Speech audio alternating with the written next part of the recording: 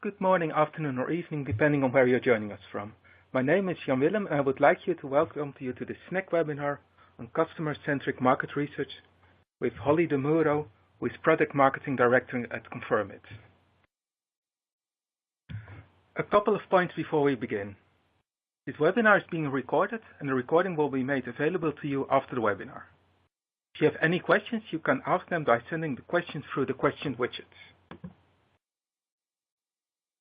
Our webinar platform is from ON24 and has a few additional functions which I will quickly walk you through. Number 1 shows where you can send in your questions, the Q&A widget. Number 2 is where you can see the slides, and number 3 are a group of widgets. These widgets offer you the chance to interact with fellow webinars attendees through the group chat or to download the slides in the resource widget. You can click on the icons and see what happens. The platform is designed for you to get everything you can out of our time together, so experiment and have fun. But without further ado, let me hand over to you, Holly. Thank you so much. And thank you everybody for joining us today. Appreciate you coming on for this brief webinar that we're going to be doing. So sometimes it seems like respondents to our surveys and our research reports are really just nothing more than shadows. They're faceless, nameless survey clickers, and there's really nothing more to them. Now, logically, of course, we know that's not correct. They're mothers and fathers and doctors and lawyers and whatever other career or life position that they may be in. We know this, but at the same time, we don't always treat them that way. We sometimes forget what these people are because the research becomes the priority, which isn't necessarily a bad thing. It's quite good. Of course, we want to do the best possible research we can, but it begs the question at that point, are we really doing the best possible research if we're not considering that our respondents are more than faceless, nameless survey clickers? They're real people. And they have lives and they have preferences and they need things done in a certain way in order to give you the best results. But something else that I think is really, really important for us to consider is that respondents are one more thing too. They're consumers. They're customers. They're your clients' customers. So beyond just trying to get the very best data that you can out of these people, you're actually in the process of conducting research. You're actually going one step further and you're giving the customer an experience.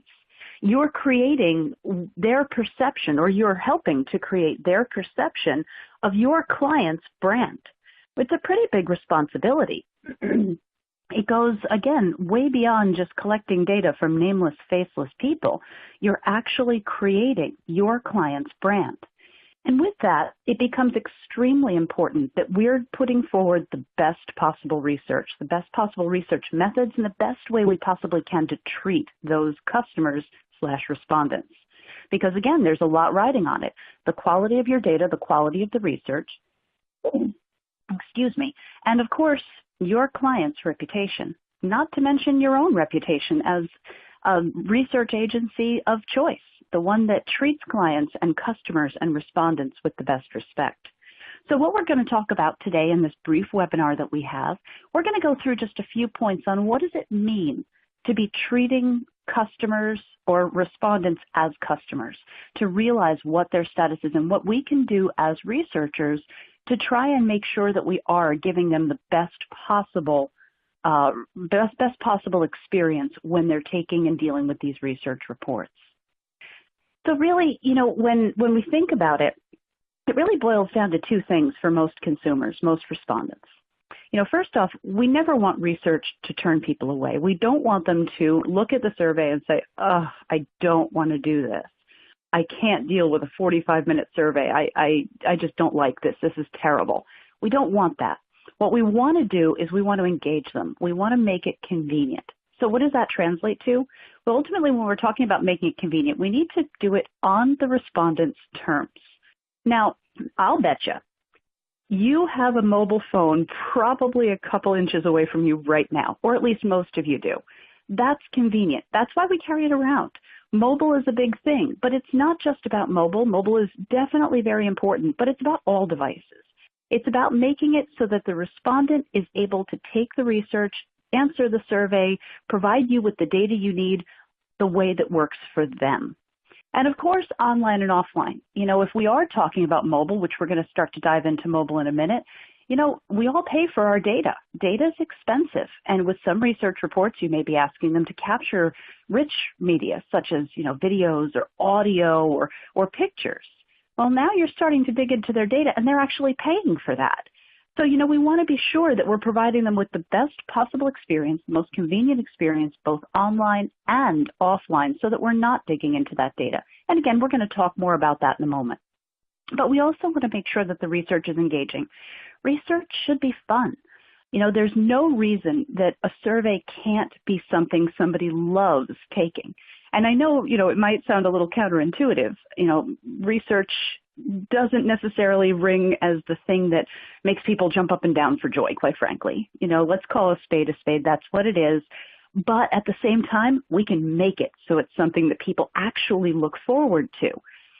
And it's really easy to do that. We need to make it real time, something that is a reality for them in the moment that they're experiencing the situation. I'll give you an example. I, at one point, had taken a research study some time ago where I was asked to explain my children's milk consumption over the past 6 months. Well, I love my children dearly, but I couldn't possibly tell you what days of the week and what meals they consumed milk. That's really hard. Now, had you asked me at lunchtime, is your child drinking milk right now? Well, of course I know this very minute. So the in-the-moment thing is really important. Now, that, of course, is an extreme example. But what about when people are out and about at the store, moving around? What about asking them at that time, what's going on? What are you experiencing? What do you see? You can get not only amazing data, but you can also engage the respondent because it's real to them. It's a reality. It's the world they're in right now. And again, we're going to dive into that a bit more. We're also going to talk about question types and survey lengths because that is an area where it can get a little bit tricky. We want to, again, be sure that we're providing the best possible experience. So let's start out now. I kind of intimated a little bit, but I do want to spend a couple minutes talking about mobile because I see this is hugely important. We mentioned briefly that we want to be sure that we're conveniencing people, doing it on their terms. And what that means is obviously different choices on how they're going to do it. It's not just about sending a survey link that happens to be, mobile responsive that they can open on their phone. A mobile web survey is great, but what about an app? People love apps. If we look at the statistics, which I didn't include them in this webinar because we are on a kind of a short time frame, but if you look at the statistics, you see that people are putting overwhelming amounts of time into apps on their phone. So when you're conducting things, maybe things that are beyond your one-off research study or your one-off survey, when we start to talk about like diaries and ethnographies and so on, it becomes really important to make it very convenient so that they can easily go back to their app and complete that diary study for the day. Apps are great. They go beyond just the mobile web. You can go and you can brand them. You can do the rich media capture we talked about. Many of them will even be able to capture additional information like GPS location or, what kind of device the customer is using. And what's beautiful about the app that goes a little bit beyond what we can often do with mobile web is that you've got that online-offline capability, which again, when we're talking rich media capture, is huge. Who wants to waste their data on, some other company? Who wants to pay for that? So when you're asking somebody to, record a video for me or, grab an audio soundbite or take a picture of that display in the store, we don't have to make them waste their data. It can actually be done offline so that when they get back to a Wi-Fi connection, it can just automatically sync back up. The beauty is you are able to capture more people who are, again, they're willing to do this because they're not wasting their data. They're not, again, wasting the money. It's convenient for them. There's no lag time. There's a lot of benefits to doing it this way, and it comes with that ability to do that online, offline situation that you can do with mobile, particularly when you're working with an app. And I know this is something I get feedback all the time from researchers saying, who's going to download an app? Well, you'd be amazed. A lot of people will.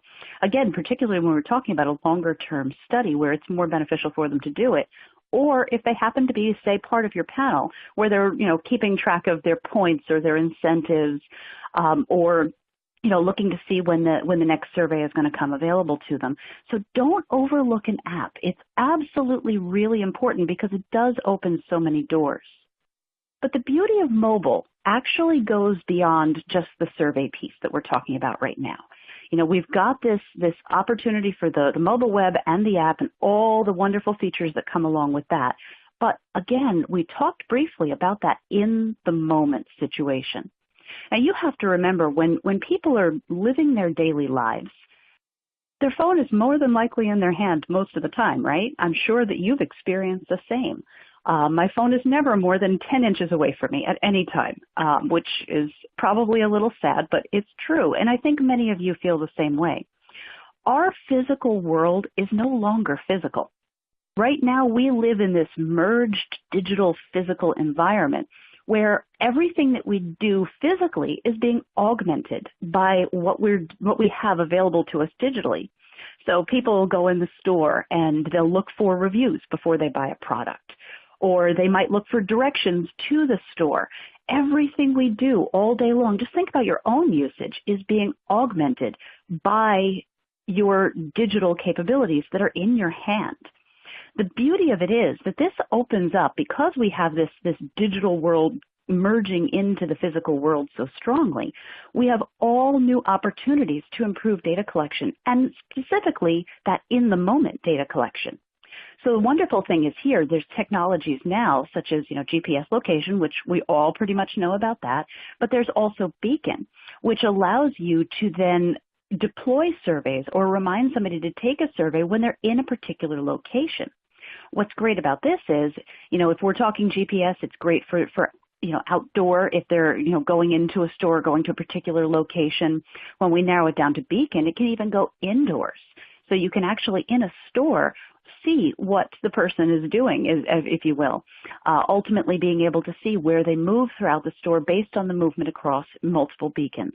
Beacons are little devices that can actually be put in a store, so something that sometimes people will do together with their client if they want to find something like path to purchase, see what things people moved past in the store, where they stopped, and ultimately what brought them to pay for their merchandise that day. And again, the beauty is that this can automatically capture that kind of data, that movement through a store or that movement to a particular location, which is great complementary data to whatever you may be asking in a survey. This is something that helps to reduce the burden that you would be putting on the respondent, asking them to fill in gaps and details like that. And if you aren't asking them, well, now you have this additional layer of stuff that you could have asked but never did before, and you start to get a more rich, bold picture of what people are doing in order to get to that ultimate destination of buying the product, if you will. So it's a really great thing, but the beauty is, too, that when we use tools like GPS or Beacon to be able to get people to engage with the survey in real time, that real-time engagement, that in-the-moment experience of getting a survey, how is your experience in the store, for example? You get that while you're in the store. I can tell you right now. I can tell you what I bought, what I'm looking at. I don't have to remember what happened 6 months ago. It's real time, and it's a reality for my world as the respondent. So something that is a lot easier and a lot quicker and really engaging and convenient for the respondent to be able to provide that data. And again, couple that with the automated portion of the data collection, and you have a real winning combination.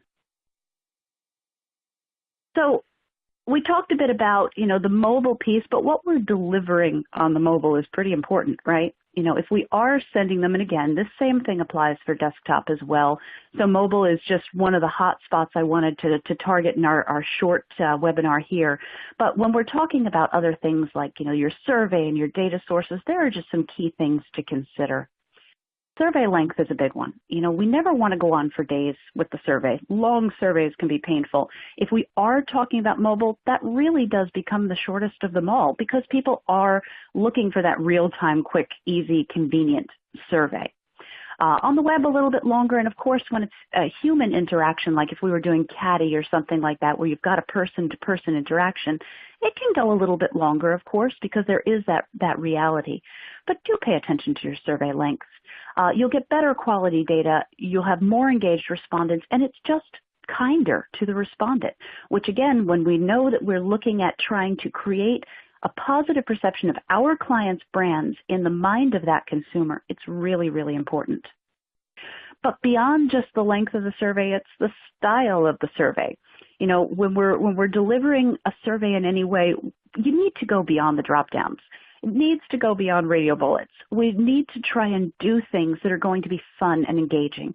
Now, I'll admit, not everything here is optimal for mobile, and sure, not everything you're doing is optimal for mobile. However, when the opportunity presents to kick it up a notch, to make a more exciting, better survey, do it. You'll get better results. You'll get people that are actually engaged and maybe even look forward to your surveys. Maybe the one-offs that you're doing may want to join your panel more permanently. And of course, it creates a better perception of the brand. So you're able to do so many fun things. And I just pulled out a sampling of some of my favorite kind of surveys, you know, like a fill in the box where people can actually kind of have a little bit of fun, putting in some talk captions or thought bubbles associated with picture. This may be whatever, you know, this is kind of a silly picture with people reading magazines, but perhaps it's something about your client's brand. Maybe, you know, as in the example I gave earlier, we've got some milk things here. What is the milk saying? It is a different type, a different style of research, but it does certainly help to engage the respondent and ultimately provide better results. Rich media is another area where you can add in videos or have the respondent capture videos, something that feels a little bit more engaging, a little bit more fun, something that gets them really, really into the research you're conducting. And of course, these examples go on for forever. You know, I've got one here at the top right where you see the different words. This really, it really is, you know, ultimately a kind of a drop down or a radio bullet or checkbox or whatever if you really get under the hood, but it's presented in a way that's a lot more fun. Pick the word out of the list that's the most appropriate. It just looks better, it feels better, it's more fun than having them just click a box, which can kind of get a little bit dry and boring. Now with some of these, you see a lot of these survey types here, like especially the first one where we're looking at the different text boxes that people would be typing into, that can be a little bit unnerving because now you're taking in text, unstructured, difficult to use text, but it's not the end of it because when we are collecting that unstructured, more difficult to use text, whether it be from a survey or, you know, open ends that you want to include in the survey or any other data that you want to pull in, maybe data that's coming from other business systems in your client's organization, we get into a whole new world of letting the consumers speak their mind with that raw text. Let them say what they're thinking.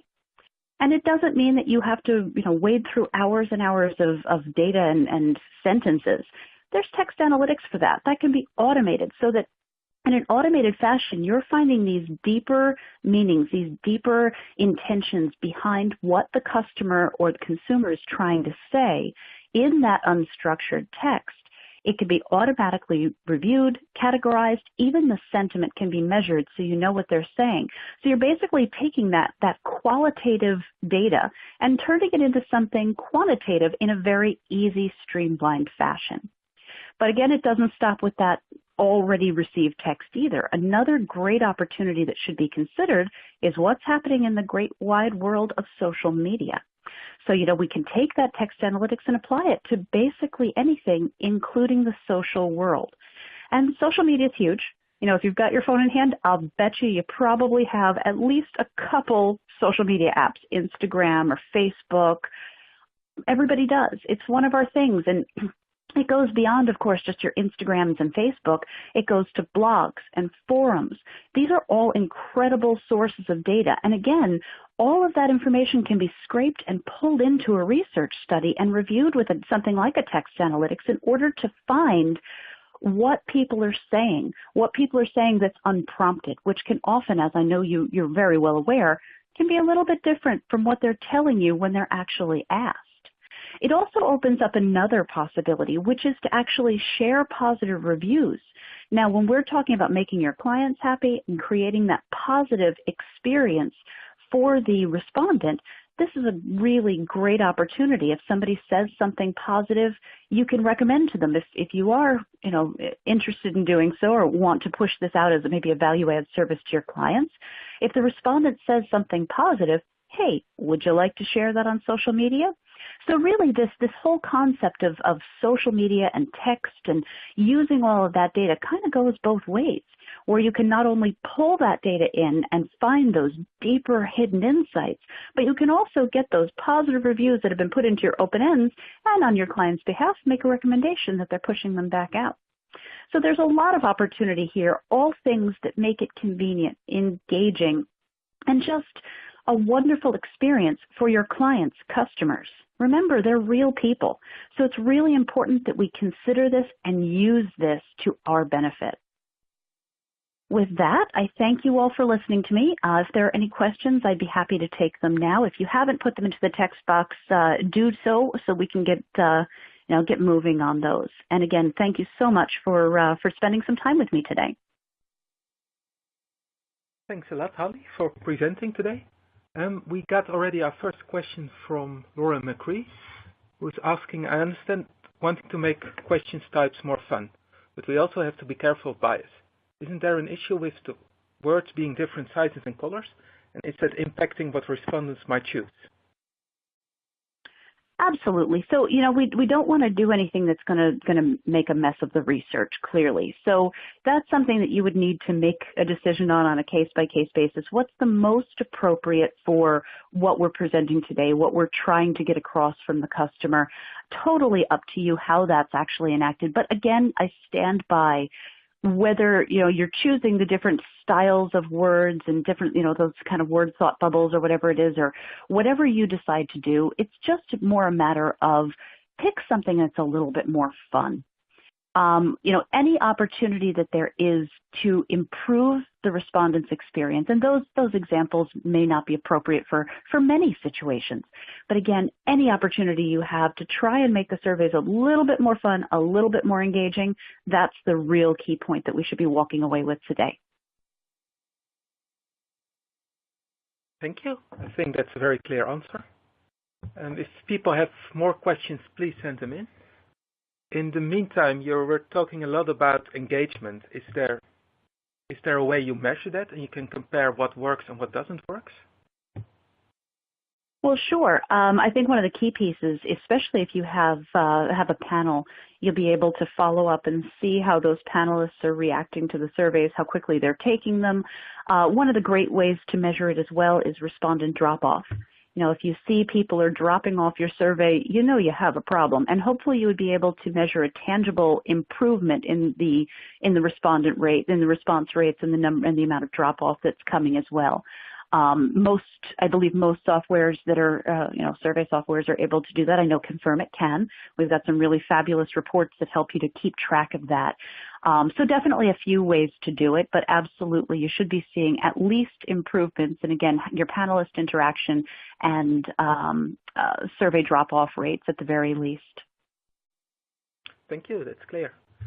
We have another question from Claudia Marquez, who's asking, when thinking about during experience surveys, how can you deal with courtesy bias in countries like Mexico, where we know that kind of bias is high?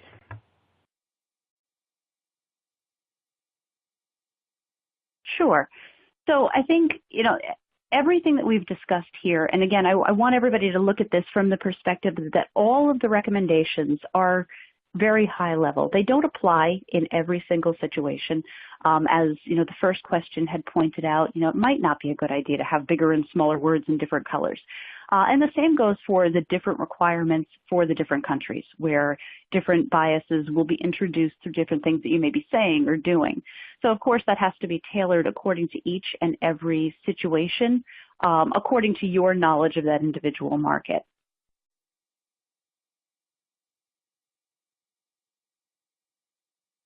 Cool, thanks.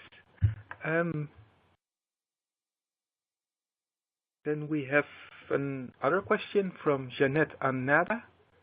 Would you recommend that data collection for customer satisfaction service takes place every day or on a pre-selected days per reporting period? Well, I think a lot of that's going to depend on how your customer satisfaction program is structured. One of the things that we talked about today that I think is key is that in the moment piece. Is that always the solution? No, not always. Again, there's no absolute right or wrong to anything that we're putting in here. There's a lot that has to be determined by you. Whether it takes place every single day or on pre-selected days is really, again, a matter of how the program is being structured. It's the nice thing about doing the surveys more frequently is that you do get more of a real-time feel to the data. If you're pushing that data out to your client, for example, in, say, a dashboard where they're going to be able to see that real-time movement, that might be a really nice thing. If you're giving them, set reports at particular times, well, then it may not be so important to, have that real-time thing going on. Again, as far as the data collection goes, for the respondent's convenience, the in the moment really is a nice thing. So that may be a more frequent survey that's being triggered by, say, something else like, the respondent's location or times when they've actually interacted with the business. Yeah, I think that's very clear. And then we have another question coming in from Charles Obana. Whether the Confirm ever does omnibus studies online, and how do you retain consumer experience throughout without fatigue? We actually have quite a large body of research and presentation information about retaining the customer experience throughout without introducing fatigue. And we touched on a couple of the key points here is to make it convenient, make it short. I think that's one of the biggest things. I'll actually, after the webinar, to anyone who's interested, we do have a very large, like I said, a large body of research around, avoiding fatigue in any of the research you're doing. And I would love to share that with anybody who's interested. There's quite a few tips. We have a white paper I think is probably one of the most valuable that'll go into quite a bit of detail about that, because I think there's just a ton of different ways to do it, from, again, shortening your surveys to adding engaging question types to using mobile, and there are at least a dozen more recommendations that we can make in terms of improving that experience. Okay, super. And I think the white paper is available to the public, so yes. If people are interested, they can come to us and we can send them. Fabulous.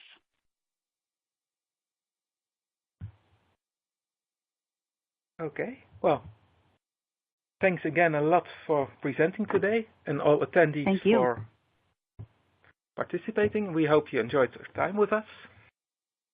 We have a couple of conferences around the world that are now open for registration, which I will shortly mention. From 5 till 7 November, our global qualitative event in Porto is taking place, and our big data event will take place from 27 to 29 November in New York. And for both, the registration is still open. Next year kicks off with the second edition of our Bootcamp USA. Our training calendar with more bootcamps around the world will also be soon launched on our website. From 13 till 15 May next year, we are in Bangkok, so save the date for our APEC conferences. And as always, a full overview of our local events are available on our website at smr.org/events. Just a few closing notes. If you're interested in learning more about SMR, please contact us on the email address you see here on the slide. And we look forward to seeing you again in a future webinar. On behalf of Holly and all of us at SMR, many thanks for attending today's webinar. Thank you, everyone.